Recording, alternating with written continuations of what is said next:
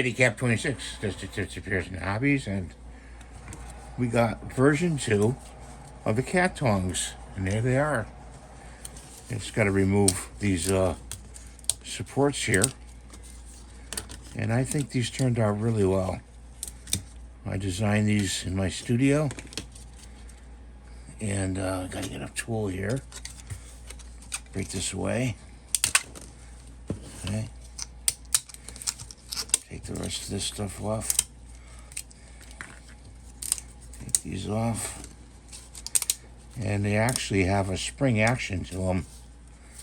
I'm just jumping ahead here. You got to get these in here off. Okay.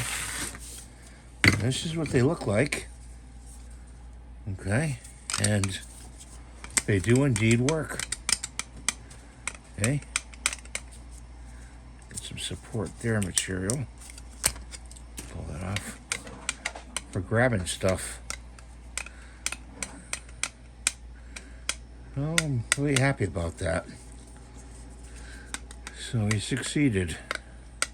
I say the bottom edge here, you can grab stuff better than the top. With the point right here.